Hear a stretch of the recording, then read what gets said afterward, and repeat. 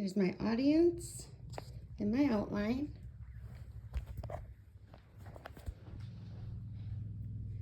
Have you ever been out and about, perhaps at a grocery store, waiting in line somewhere and you see a child throwing a temper tantrum? Oftentimes you see that child's parent give in. If you're anything like me, you might think that that child must run the household, or something along the lines of how that child's going to have a hard time out in the real world. You may have children of your own, or maybe you have seen that previous scenario play out somewhere. Regardless of what brought the question to you, I'm sure all of us already do, or will want to become the best parent we can possibly be, but how do we do that? There are several parenting styles, but successful parenting should be defined by how well you assist your child in equipping their tool belt to have the skills needed to shine in any situation they might find themselves in. Setting a good foundation or the framework is essential to raising a child that can be successful throughout all of life's challenges. Being a parent for the last 13 years has given me some valuable insight on many things I have done wrong, as well as many things I have done very well. Throughout my journey as a parent, and always wanting to parent my children in the best, most effective way, I have taken bits and pieces from many sources, some very effective and some not so much. There is no such thing as a perfect parent, but we can all agree that what makes a parent successful is how well their child is able to adapt, compromise, achieve or fail, as well as the impact they have on the people around them. Of the 4 parenting styles, the authoritative approach is without a doubt the best option in order to fulfill a child's needs and able to develop emotionally, academically, and interpersonally. The authoritative approach gives children the tools to learn and grow and assist in their setting for foundation for success. Now let's talk about how parents influence a child's emotional development. According to Median Swift, Northern Illinois University, 2024, our emotional health depends on our self-esteem. Liking ourselves and feeling capable are the foundations on which emotional health rests. We, the parents, need to communicate our values and emotional behaviors, teach our children to understand and control their emotions, as well as model appropriate emotional responses. According to K-Bus Psychology Today, research shows that supportive parental responses, such as focusing on a child's problems or emotions, encourages and guides child's emotional expressions and regulation. Now I'm going to show you a quick video. It will explain how the experiences in the first years of our lives help our brains, how our brain is formed, basically.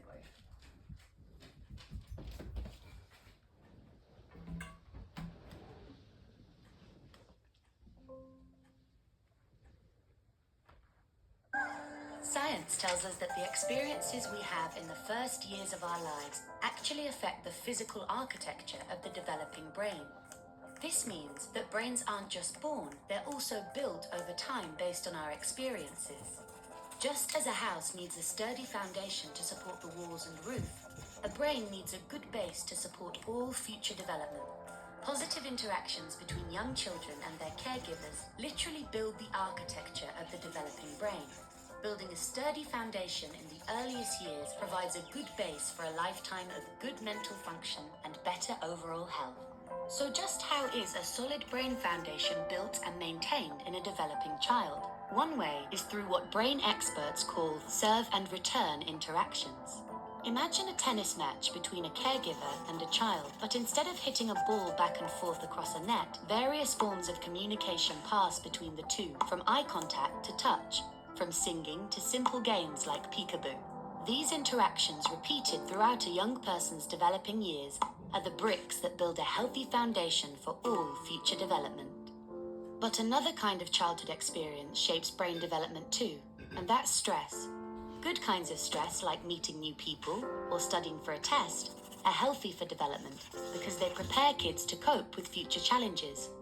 Another kind of stress, called toxic stress, is bad for brain development. If a child is exposed to serious ongoing hardships like abuse and neglect, and he has no other caregiver in his life to provide support, the basic structures of his developing brain may be damaged. Without a sturdy foundation to properly support future development, he is at risk for a lifetime of health problems, development issues, even addiction. It's possible to fix some of the damage of toxic stress later on, but it's easier, more effective, and less expensive to build solid brain architecture in the first place.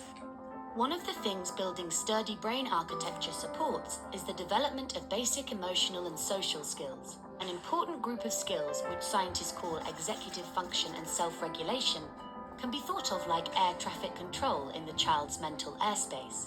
Think of a young child's brain as the control tower at a busy airport, all those planes landing and taking off, and all of the support systems on the ground simultaneously demand the controller's attention to avoid a crash.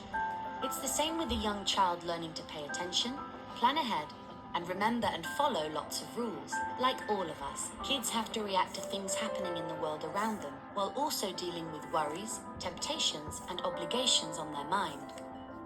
As these demands for attention pile up, air traffic control helps a child regulate the flow of information, prioritize tasks, and above all, find ways to manage stress and avoid mental collisions along the way. Having this ability is a necessity for positive and level mental health. Developing effective air traffic control, overcoming toxic stress, and building solid brain architecture are things kids can't do on their own. And since strong societies are made up of healthy, contributing individuals, it's up to us as a community to make sure all young people have the kinds of nurturing experiences they need for positive development. To build better futures, we need to build better brains.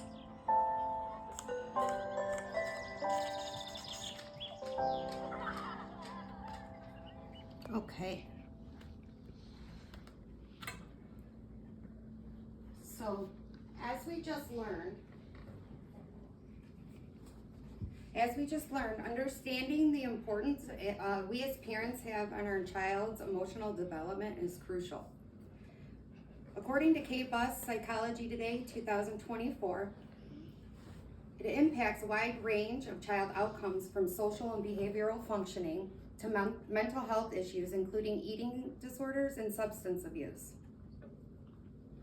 Okay, so now let's talk about how positive parenting influences academic achievement. According to Hannah 2005, children of authoritative parents are more motivated to achieve academically, more satisfied in the classroom, and show fewer externalizing and internalizing behavior problems than children of non-authoritative parents. If parents provide a positive attitude towards education, it will then influence the child's intention to obtain good grades, and it will ultimately impact their academic outcome. Now I'm going to play a quick short video. It's a podcast. It explains how parent involvement contributes to positive results. This is a podcast from the Annie E. Casey Foundation. Voices from the Inside.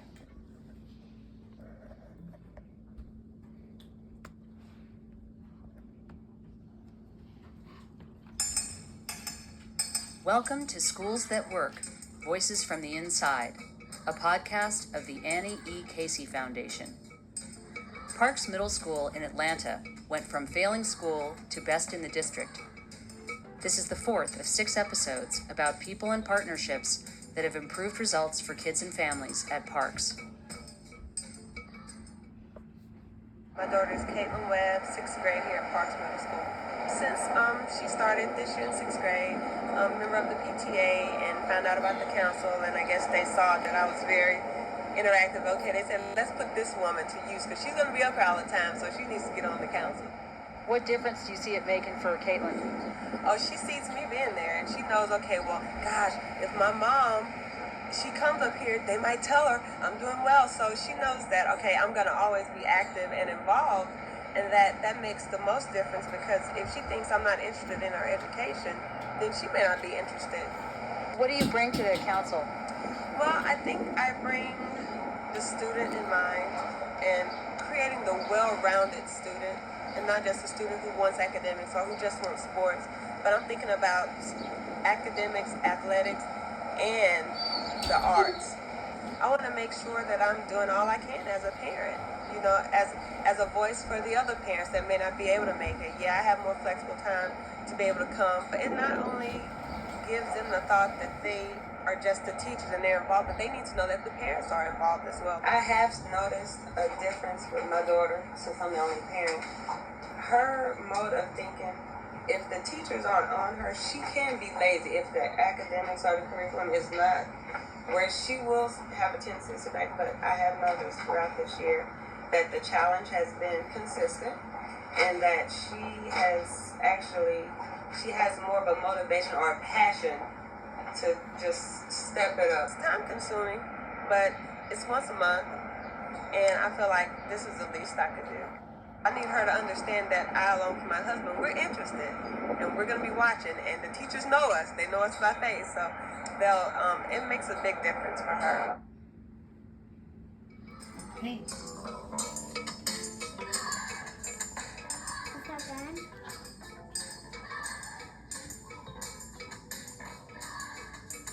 Okay, let's stop this here. Okay, so from that video, you will notice Karen, Caitlin's mom, was actively involved in her child's education. She was part of the PTA and the council for the schools, which motivated her daughter Caitlin to always do a good job because she knew that her parents were actively involved in the school and she wanted her mom and dad to be proud. So if you want your child to be successful, not just academically, but in life in general, it will require you, the parent, to be responsive, provide positive feedback and support, and show them love and empathy and a lot of encouragement. Lastly, I would like to talk to you about positive parenting and how it influences healthy relationships. Self-esteem has a major impact on somebody's ability to form healthy relationships and friendships. According to K-Bus 2024, researchers noticed that parents can cultivate high self-esteem in kids by emphasizing that it's more important to learn than to outperform others. You do this by offering realistic and kind feedback rather than excessive or empty praise, as well as making sure your children know that you love them unconditionally, not just when they achieve something. Having high self-esteem may also make it less likely your child engages in antisocial behaviors such as bullying, violence, or manipulation. People with lower self-esteem are more likely to use aggressive tactics to gain attention or earn social power over others. In relationships, according to K-Bus Psychology Today, a lack of self-esteem can affect both your confidence in your abilities and sense of self-worth. If your child has high self-esteem and knows their self-worth, they are less likely to be involved in a toxic or abusive relationship. They will find it easier to stand up for themselves, defend their good qualities, ignore the insults, and ultimately leave the relationship. They will find it easier. Not only is it important for their well-being, but also for the well-being of others. Like the old saying, treat others how you would like to be treated. Before wrapping up, I want to play a short video, which is a motivational speech by Fearless Soul called How to Be a Great Parent.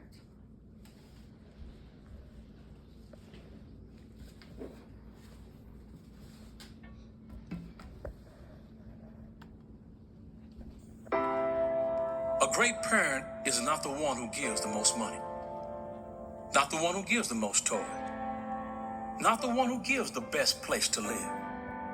A great parent is the one who gives attention.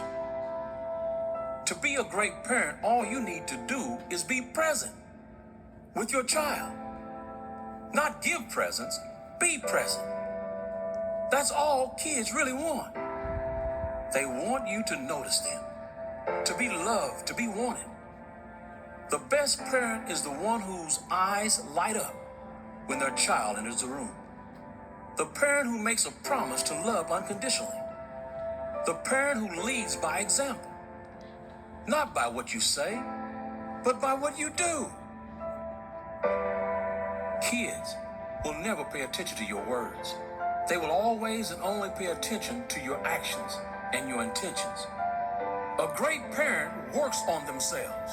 A great parent makes their own mind strong, knowing their kids will likely follow in their footsteps. Heal yourself.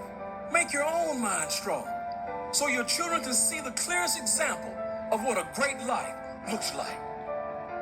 Setting a clear and strong example of what type of human being you want your kids to become starts with you. It's up to you to set the example of kindness and compassion toward others, to set the example of what it is like to be yourself, to set the example of living a magical life that you choose.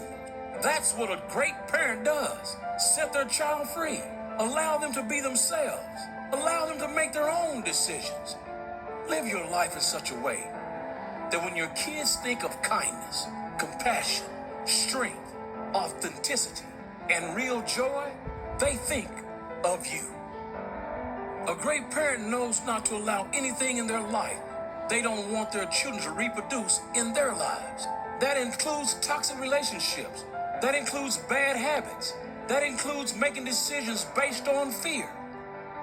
A great parent listens. They don't lecture. A great parent supports, never shames.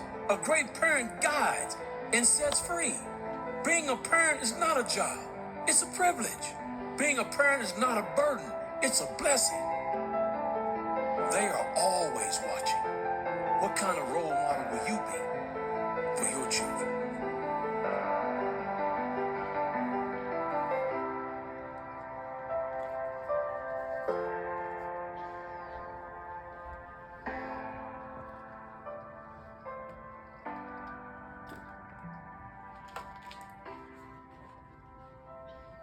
So that was pretty motivational, I would say. So I'm going to end with this.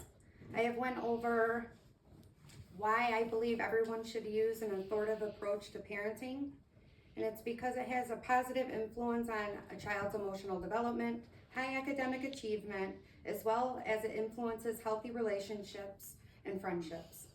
If you take one thing from this speech, please consider this. Nothing is more important or meaningful than raising emotionally whole children. Children are a precious gift from God, the best gift one could ever ask for. As parents, we need to do the best by them, do the best we can by them.